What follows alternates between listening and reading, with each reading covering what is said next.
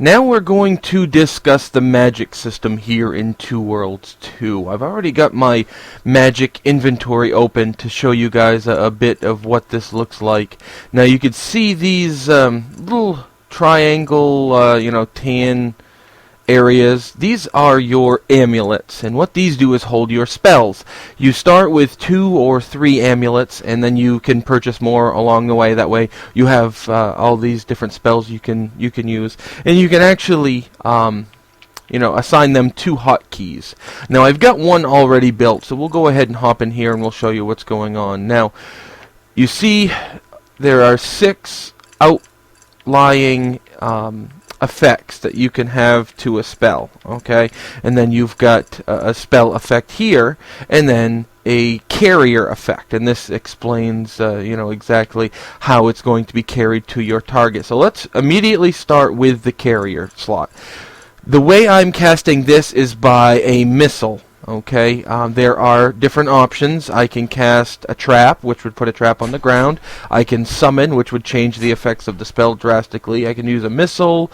It could be an area effect spell. There are a number of different things that you can use to try this out. Now you can put more than one spell in, or one card into each spell slot as well, and that will amplify the effects that it has. So we've got missile here. Now the 3 slots on the right, the modifier cards, basically describe what's going to happen, how is it going to be delivered, and how is the missile going to be modified. So you'll see here I have a homing modifier, which means whoever I cast this on, this spell is going to basically act as a heat-seeking missile. It's going to follow them, and it's going to hit them unless they go around a corner and it runs into a wall, or it runs into a tree or a rock or anything like that. But generally it hits, I would say 99% of the time.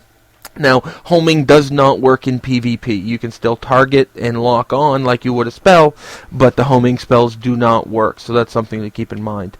Here you can see there's a ricochet modifier. I can make it so that if I don't have it homing in, I can have a ricochet, which means I can bounce it off walls, and the number of ricochet modifiers I have will determine how many times it ricochets. 1 card, it ricochets once before fizzling out. 2, 3, 4 ricochets, however many you think you need. If you get into a small room such as PvP, ricochet is the way to go. You can have spells bouncing all over the place and end your enemies that way. At the very bottom, you've got your spray modifier, and what this does is it determines how many bolts of whatever you're casting are going to be shot out. This also cannot be used with homing, because what happens is you cast, if you've got 1 card in there, you cast 2 bolts.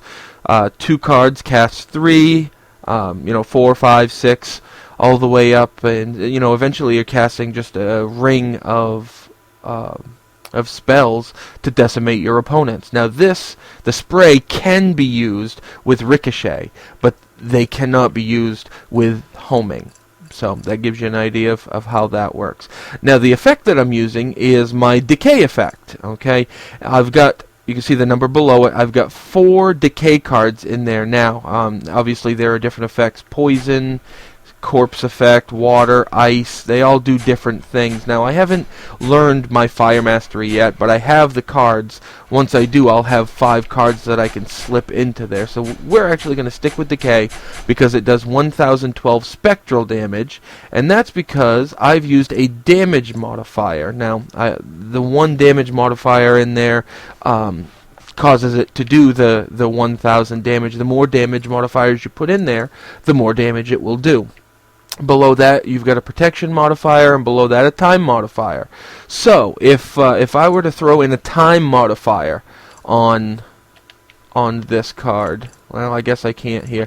You can see without the damage, the decay effect strips the target of all effects with a 27% chance of only dispelling the adverse ones. Okay, so I can use it on my friends that are in the party, or I can use it on enemies, things like that. So as you put a damage card into it, it will change to a damage effect. the spell, or the time and the protection modifiers are generally used for spells you cast on yourself. So if I wanted to cast, increased endurance by 30%, normally it would last for 20 or 30 or 40 seconds. As you add time modifiers, it increases the time that it lasts on you. Also for heal over time spells, which you can cast on yourself or onto your team members. You also have heal spells, direct heal spells, where you can use an area spell and heal within a certain radius all of your allies and things like that. Now you can see, by casting this one spell, I will deal 1012 spectral damage, which that's a significant amount. But you can see below that, I can add another effect. And what I've done is I've added an enchant carrier. Okay, and what that does is when it hits, whoever it hits is going to enchant them with my Ivy effect, and I've got a damage modifier in there as well for 1,788 slashing damage, which is almost like using a sword. So you'll see, using the two in conjunction, I don't have any modifiers over here because I'm not casting it. It's an effect that triggers after I've already cast the bolt at the opponent. So what happens is I cast my homing missile, which does 1,012 spectral damage, and this is before any any abilities they have to lessen. And after it hits for that 1,012 damage, it's going to do another 1,788 slashing damage. Now, if I was to add a time modifier card onto that, it deals 178 slashing damage per hit. One hit every 10 seconds for 10 seconds. Now I can add multiple time modifier cards to increase the effect by 98%. For some reason, it did not increase the length of time that the Ivy effect deals damage over. Now this is the one issue that I have with the magic system. If you're not willing to put in a lot of time to learn what everything does, it's not going to work for you. They don't do a very good job of explaining how to use it, what it does. They give you a brief tutorial and send you on your way. Now you can see by adding the time modifier, it's also added my protection modifier. So if I throw a card in there, you can see now it returns 753 slashing damage to attacking enemy. So if I was to cast that on one of my allies, anybody who damaged them gets 753 slashing damage back at them for 60 seconds. I don't want to cast that on an enemy because all of my allies attacking it are going to start taking damage. So we're going to go ahead and remove that card. We'll remove the time modifier, get it back to my 1,788 damage, and you can see I've got it hotkeyed to my B spell. So if I haul out my staff here, switch to my B skill, I cast that bolt. Now if it was hitting people, obviously you would be seeing damage, but it's not. So we're going to go ahead and create a spell that you can see some sort of effect on. So we're going to start brand new. Now what I want to do is start with a missile card, and also I want to create a spray. You'll see why in just a moment here. Now what I put in the damage column, or the effect column, is really insignificant because this is not the reason I'm creating the spell. So what we're going to go ahead and do is we'll throw in the one poison card that I have and throw on a damage modifier. So it does some minimal damage at 627 poison damage. What we're really doing this for is we're going to go to the next slot, okay, and we're going to use a summon effect. And we're going to do that 3 times. So it creates a creature of level 12 strength. Right now it's 0 seconds because we haven't worked anything in there yet. And we are going to focus on the stone effect. So it summons a stone golem. And we're going to pump in every card that we have. So it's got a 70% health and damage bonus. And then we're going to increase the time modifier so it sticks around for 111 seconds. Now, you can see with all the cards now in place, it summons a creature of level 12 strength for 111 seconds. It's got 70% health and damage bonus, which is fantastic. Now, the key to all of this is my initial spell here, where I have the spray modifier. It splits into 6 projectiles. So we are going to, we've got that hotkey to Y. Now watch what happens. We cast my spell, it splits into 6 modifiers, and suddenly I have 6 golems with me.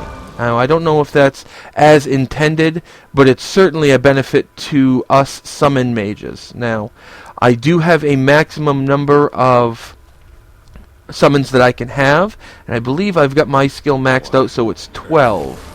So you can see I now have a fairly significant army of stone golems that I will use to decimate the countryside. Now if I were to cast it again, you'll see the initial 6 disappear and a new 6 will appear. And what you do is you try your best to time to 111 seconds in order to minimize the absence of these, because you can, as a wizard, you can get overwhelmed very easily. You don't take a lot of damage. As a summon wizard, you use these to keep enemies off you. Now in PvP, you can use these for the same effect. If you've got a warrior that's rushing in on you, you cast a spell at your feet, and I'll give you an instance of how that works. Let's say someone is coming at me, I cast it here. Suddenly I've got a wall of stone creatures that are ready to defend me to the death. Now, I have never seen any of these die, so I assume they really don't have a health, which may be game breaking, especially in a PvP setting. You know, you cast something like this, and then you add in a ricochet spell that splits off into 5 or 6 different beams and ricochets 4 or 5 times. You can certainly get overpowered. And that's why my argument was that this may be arguably the most customizable spell system ever. So you can see, you know, there are different effects here. You can summon an altar, which, if you have the appropriate cards, will heal everybody around them or give them a strength bonus, things like that. You know, you've got all these different modifiers that you can use to add all these different spells. You can name the spells. They did a really good job with this system, and this in itself is the main reason I was excited for the game, and it did not disappoint. If you are a Magic user in any other role-playing games, this is certainly going to be you know, your forte. If you've never used Magic before, like I hadn't, this is going to cause you to want to use Magic. So thanks again for tuning in, guys. Stay tuned for more videos.